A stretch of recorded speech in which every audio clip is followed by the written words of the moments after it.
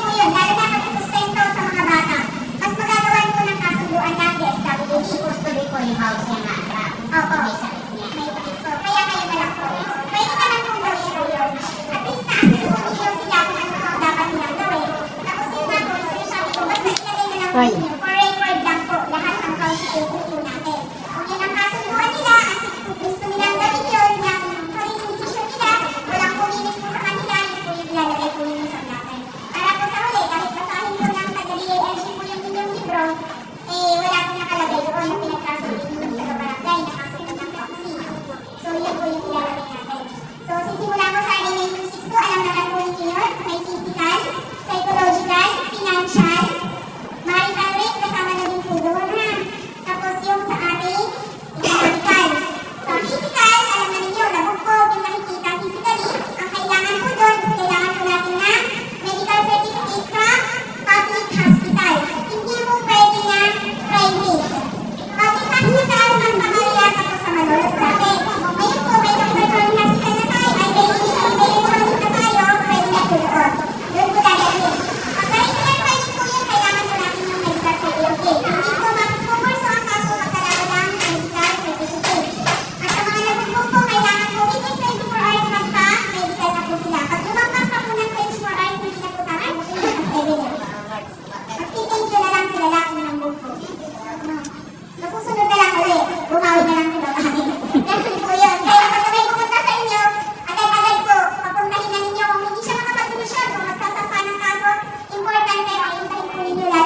dumudugo na po yung taon. Baka mamaya kakwentuhan pa ninyo, maya-maya unti-unti na siyang natutumba.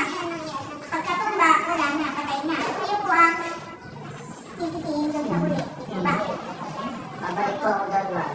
Yung po sa mga ganun, kailangan po ba may kasama mga opisyal o na isa?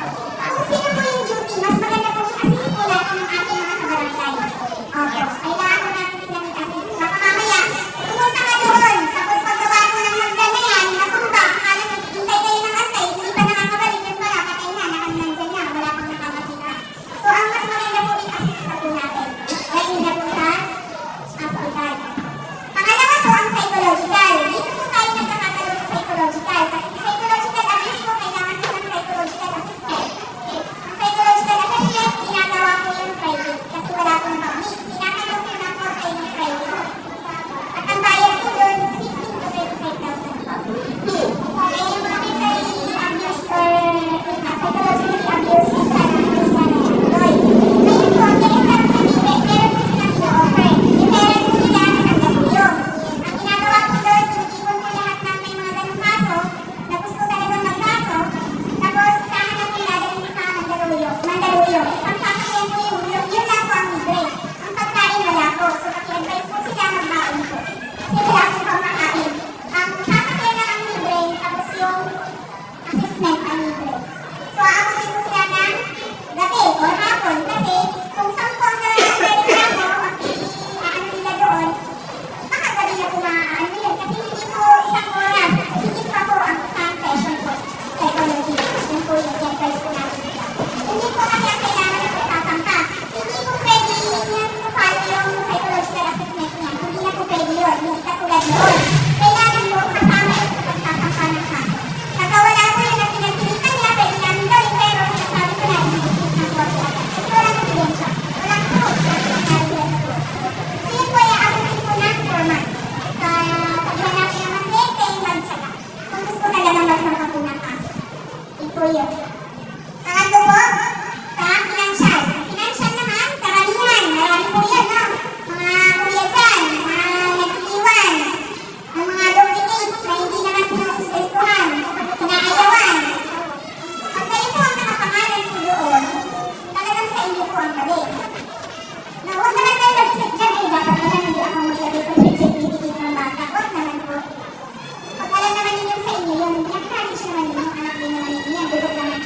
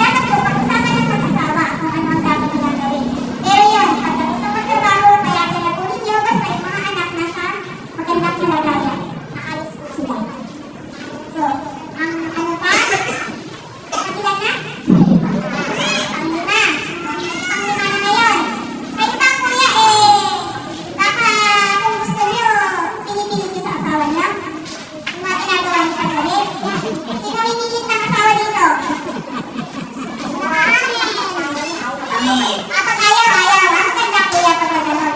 Ayaw ko, iwan, gano'n. Pero hindi, sige, ayaw mo, pumunta na ako ng Lulungboy. Baka gano'n naman, maandar na yung motor. Walang mga gano'n. Ito, yung sinasabi lang marital rape. Sabi ko yung tawag na. Pamimili sa inyong mga asawa kung ayaw. Sa ayaw ni Mrs. huwag mong pilitin, ha?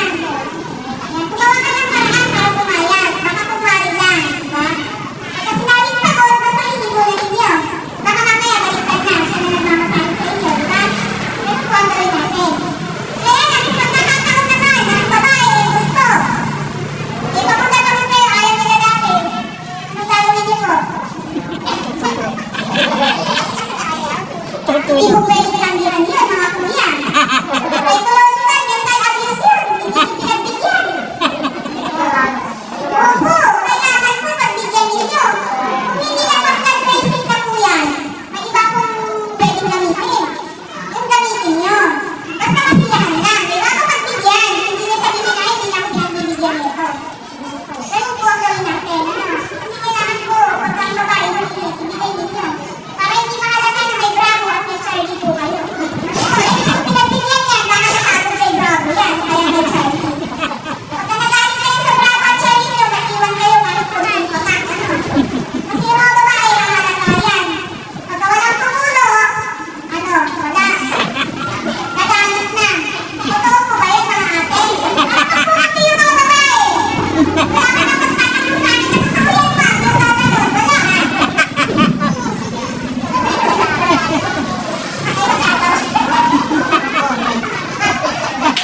Ay, nagko-comment na. Yan po yan sa marital rape. Huwag mong pilitin ang babae pagka ayaw. Pero pagka sa babae ang may gusto, pagbigyan po ninyo. Yun yung kabuuan ng RA-926. Yun ang pwede pagkasa ng RA-926 is yung asawa, legal na asawa, halipin, saka nakawalan ng stand. Ito ang pinaka-importante. Boyfriend at girlfriend, jowa-jowa, pwede din po. Yung sa one night stand, ang pinakamatindi, mga kuya. Kasi isang beses lang, nireklamo agad kayo. Ngayon natin advice sa inyo, para walang kaso, walang reklamo, dapat masiyahan kung sino man yung napulot mo sa tabi-tabi. Pagka paglabas mo ng chances, ang nakasimangot yan, mag-i-stay pa kayo sa oras. Pagka paglabas mo yung patitima ng amite, baka kailangan nyo na ng gano'n. No? Kasi baka bukas, kung tayo kapitan, tap yung konsihal mo, pupunta sa akin. Binahasa ako. Saan ko binahasa? Sa chances. Diba? So, yun, dapat, sinasabi na, pag walang reklamo, walang kaso, kaya igihan nyo. Huwag kayo pulot ng basta-basta lang, baka mamaya, sige lang ng sige, tapos mamaya, ay, konsihal pala ito ng baka kalahating bilyan ang masasahod na ito, makamili na ng 25,000 naman. Kaya, yung kilala nga, bulis pala, papaako sa inyo yung mga pinagbubultis, mga talaga, marami. So, ingat po doon. So, yun po yung mga pwedeng magkaso na RA-926. Sa RA-926, nakafocus naman po yun sa mga bata. Mga bata na wala pang 18. Yun yung mga consider na bata po. Opo. Ano po yun? Ganun din po. May physical abuse, psychological, financial na. Kasama din po sila doon. Yun po din. Kung ano po yung kailangan ng RA-926 po, yun din po ang kailangan ng RA-926 plus birth certificate na patunay po na siya po ay minor. Yun po ang pinaka-importante. Birth certificate po lagi ang kailangan sa RA-926. Yun po yung lagi po yung inisipin. Kasi baka mamaya sabihin na minor siya, tapos hindi naman po. So yun po ang kailangan natin doon. Pangatlo, RA-8353. Ang rate po natin, medyo mataas po ang buhawi. Sa rate, hindi ko alam bakit po ba. Bakit po ba? Sabihin po ninyo mataas ang rate po sa atin. 2022, nasa 18 po ang case ng rape sa atin na nagtuloy po na yung nagsampa. Hindi pa po kasama po yung hindi nagsasampa doon. 2023, naging 10 na lang po. Nagbawas ang korte. 8 ang binawas ng mga nagsampa. Ngayong January din po, meron po isa. Sana hindi na po madagdagan hanggang doon na lang po. So yun yung lagi namin sinasabi pag nag-lecture kami, sinasabi namin na yung mga bata, mga anak ninyo, pagsabihan nyo, huwag magsuot ng mga mahihigsing damit. Yung mga lagi na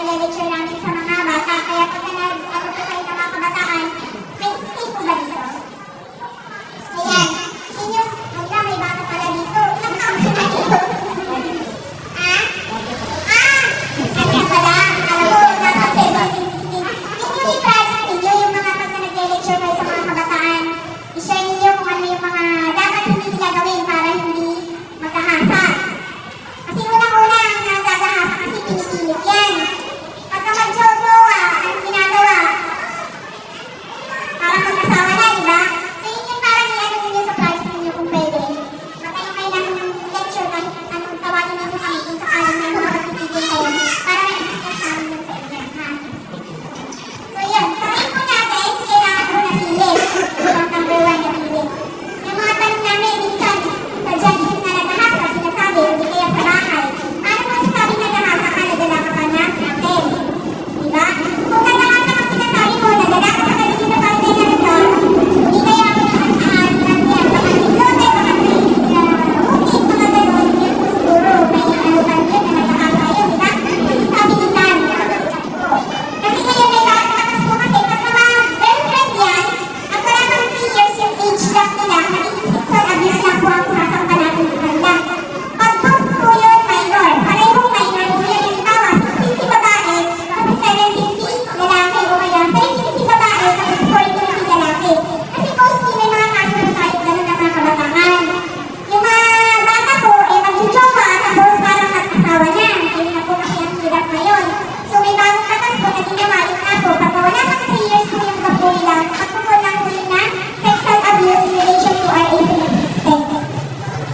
Yun po ang nangyayari po yun. Kasi may mga magulang nagtatanong bakit hindi rape. Eh, gusto nila. Tapos pareho po silang minor. Tapos yung age gap nila, 3 years lang. Yun po yun. Yun po yung pinakasimpleng pagpapaliwanag po doon. Pero kayo mga kuya, nag-jowa kayo ng mga 17, 16, kahit ginustukan niya yan, kahit siya pa ako yung ibabaw sa inyo, may kaso ka rin kayo, rape ka ba?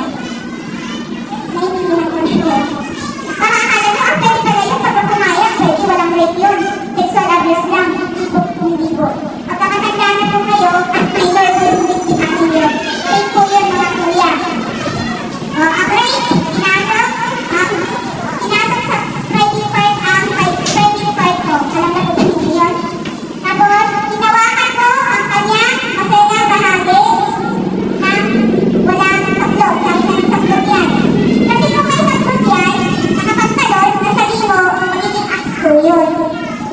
Pero pagka walang saklot, magiging rape po yun.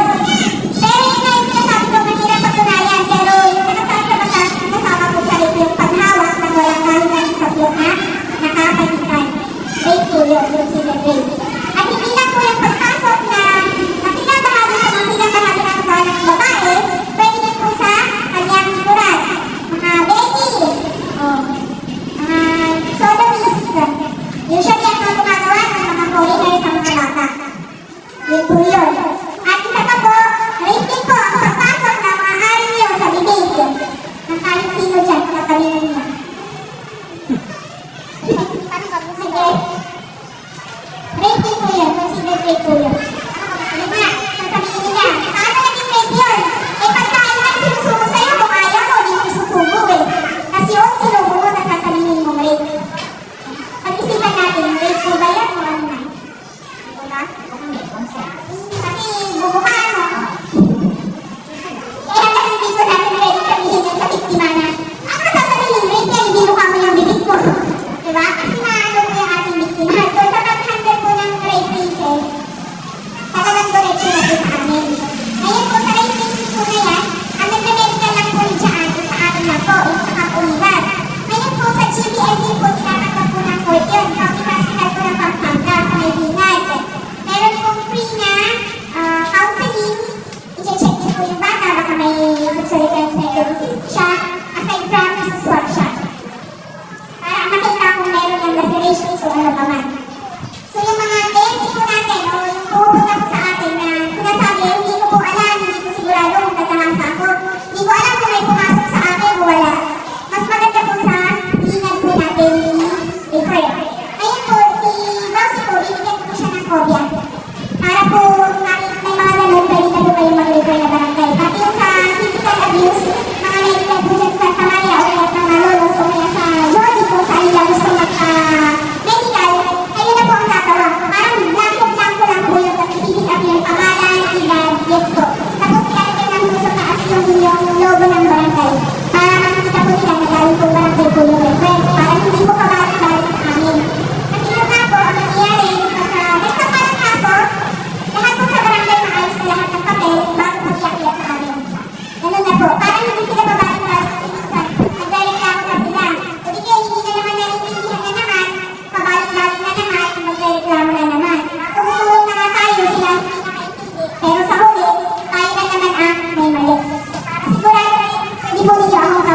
kung may mga ganun kaso na medyo komplikado, pwede niyo po ninyo akong kawalan doon. So, yun po yung sa kabuuan ng rate natin. Ngayon naman, sa acts naman, alam na po ninyo, ano po yun na. Kaya mag-ingat po tayo sa ating mga hinahawakan. Baka sa magasinan natin, gaganon-ganon tayo, minsan gaganon natin. Ano, hindi naman sinasadya, nagsasayaw lang ako, tapos biglang ginanon mo, iba nahawakan mo, di ba? Tsaka. Kaso sa'yo, acts agad. Ako po, di ko na nga nagalaw, di ko pa nahalikan, di ko natikman. May acts of the serious na naman ako, tapos sasabihin nila, anong kaso mo, acts of deliciousness? Bakit natikman mo? Hindi nga eh, nasa inawan yun eh. So yun po, mag-ingat po tayo, lalo na sa pag-alalay ng mga lasing na babae. Mga kung may mga tricycle driver po dyan, sabihan po natin. Pagka yun nga, kung umaalalay tayo, kasi matanda po yan, kasi may mga matandang maaarte, pag hinawakan mo rito, lalo na pagka gano'n sila, virgin, baka iba na naman ang ano nito pagka virgin yung matanda, matatandalaga, gano'n, baka kasuhan kayo ng acts dyan, kasi hinawakan nyo daw, diba? Kaya kahit matanda o bata yan, sabihin mo na ninyo, papaalalay na ba kayo? Kung gusto magpaalalay, sige magpaalalay. Hindi yung basta-basta sige, tapos hatak ang ginawa ninyo, sasabihin na naman, hinalkan lang ninyo sila, basta tapos hinawakan pa ninyo sila. Diba? Ang hirap na po talaga. Kahit sa mga lasing, mahirap yan, alalayan, kaya kung ako siya, kahit maganda mo na po siya. Huwag mo nang hawakan, kasi baka pinabukasan, kami nire-reklamo sa'yo sa barangay, papatawag ka. Diba? Pag-iin pa ng asawa mo, kaya pala ginamit na kagabi kasi nagpunta ka ng ganito ganyan. Diba? Patay tayo niya. Ikaw na nga yung naghatid, hindi ka pa binayaran. Kinabukasan, may kaso ka pa. Diba? So yun, ingat lang po tayo sa mga gabi. So yun lang naman ang kabang sa ating nagawsi. RA 9262716 rate acts. At saka, habit. Pag ang babae ang nahabit, at si lalaki ang nagre-reklamo. Meron po ba dito? Mga lalaki nagre-reklamo? Punta po kayo sa General Index. Doon po kayo magpunta. Sila po ang tutulong sa inyo. I-advise mo sila doon kung paano yung palitan ng babae. Hindi, joke lang. I-advise mo kung paano ninyo makakasuhan po yung asawa nyo. Kung isigido na po kayo kasuhan yung asawa nyo, o paano huligin. Tuturuan kayo doon, hindi yung parang nasampung magkalitan. Diba? Hindi na maganda yun. O pagka kayo mga babae, ang mga asawa ninyong lalaki ang nakabit, pupunta kayo sa akin, tuturuan ko rin kayo. Hindi para huligin, hindi para makasampugin, hindi po. Para mahuli yung mga asawa ninyo. Kasi sa kasi, ito mas mahirap dito kayo bumabawi mga kuya Sa lalaki, mahirap na patunayan, may kabit. Kasi kailangan, birahay, may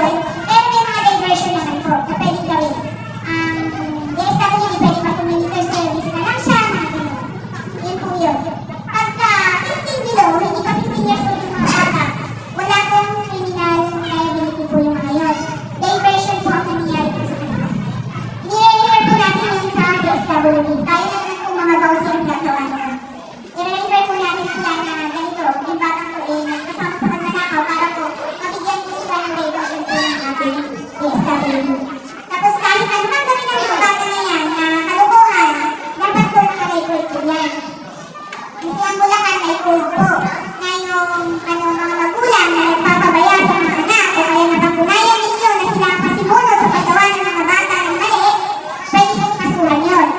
Ang magkakasunod nun, si Bausi, kasama si SWD, kami po ang gagawa ng demanda. Mapapalang po ang parusa nun, 1,000, mga isang buwan na pagkabilang po, ganun lang. Pero at least, malaman ng mga magulang na meron pala silang magiging kaso pag nagpabaya po sila ng kanilang mga anak. Lalo na yung mga nagdalagan muna ng mga bata dyan kasi hindi pinapakain ng mga magulang. Pero kung gawan po ng report yun kasi sasabit po. At pagka nakita ng DSWD na napabayaan nga po yung mga anak na yun, ay yung mga bata na yun, pwede na po silang gumawa ng report at pwede na po natin ang kaso. So yun po yung sa CACL natin. Lahat po yan nasa ating Bausi naman ang mapupunta po nila. Pero pagka sa ano naman, ang CACL, dalawa kasi yan eh, either yung suspect, CACL, or yung bata tapos ang victims na matatanda, gano'n, gagawin, discernment na din. Same pa din po yun kung bata sa bata. Halimbawa, ang suspect, si bata, sinuntok niya yung bata. Gano'n din pa din po yun, discernment pa din po yun. Pag nasa 15 about, pero dito sila. Discernment pa din po ang kailangan. Kaya sa mga kaso po ng mga batang gano'n, regular training po ang nangyayari. Hindi po siya pwedeng inquest kasi may possibility na i-dismiss po ng court po yun. Kasi wala pong discernment. Yan po ang kailangan nila. Pinapagaling po nila yun. Either pagka masulit yung dismiss agad, hindi ka na makapag-file, o di kaya napabalik na lang nila. Sabihin ko sa kliyente mo, regular filing ka lang para hindi ko dismiss. May chance ka siya makapagsampa ng kaso. Yun po yun.